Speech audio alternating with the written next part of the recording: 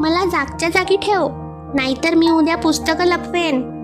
अरे आई, वस्तू बोलूच शकत नाही. हो का?